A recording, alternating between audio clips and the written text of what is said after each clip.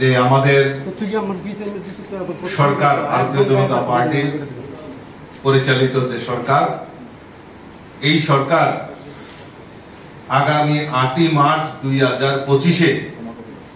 আমাদের দ্বিতীয় সরকারের দ্বিতীয় বৎসর পূর্তি হচ্ছে। তো আমরা ভারতীয় জনতা পার্টি নির্ণয় করি যে আমরা আমাদের এই দ্বিতীয় বছরে,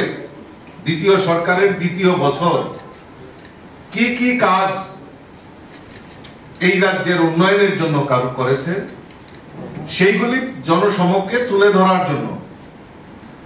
আমরা সরকারকে ধন্যবাদ জানিয়ে আমরা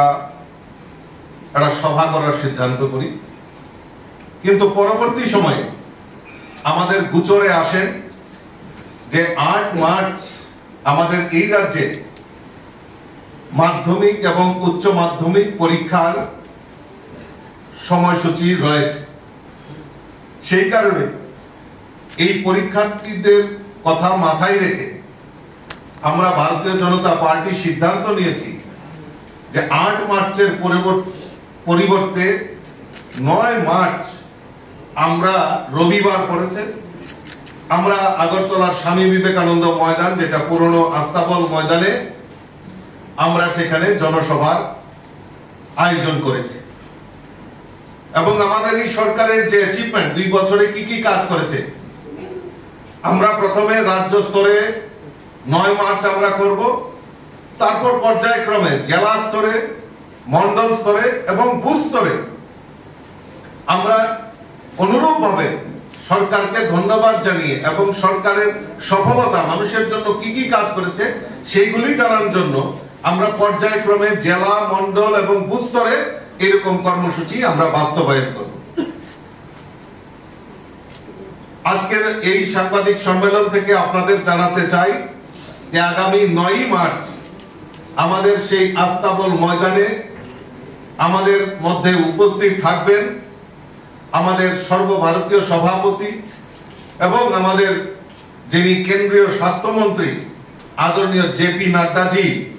সেখানে উপস্থিত থাকবেন আমাদের রাজ্যের মুখ্যমন্ত্রী, আমাদের এমপি, আমাদের মন্ত্রী পরিষদের সদস্যা, বিধায়ক বিধায়িকা, আমাদের বিভিন্ন পিএসইউর চেয়ারম্যানরা, আমাদের স্টেট অফিস বেয়ারার থেকে শুরু করে ভারতীয় জনতা পার্টি বুথ স্তর থেকে যেসব যারা নেতৃত্ব দেন, সমস্ত স্তরের নেতৃত্ব থেকে শুরু করে দেবদুর্লভ কার্যকর্তারা সেদিন এই 9 মার্চ স্বামী বিবেকানন্দ ময়দানে সেখানে উপস্থিত হবেন। আমি আপনাদের মাধ্যমে রাজ্যের সমস্ত জনগণের কাছে আহ্বান রাখব যে আসুন আপনারাও আমাদের স্বামী বিবেকানন্দের যে 9 মার্চ সময় 11টায় আমাদের যে মিছিল, আমাদের যে জনসভা হবে, বিশাল সমাবেশ হবে, সেখানে উপস্থিত থেকে সরকারের কি কি কাজ করেছে সেগুলি শোনার জন্য এবং আমাদের সর্বভারতীয় সভাপতি আদরণীয় জেপি নাড্ডাজি কি কি বক্তব্য রাখেন সেগুলি শোনার জন্য আমি আপনাদের মাধ্যমে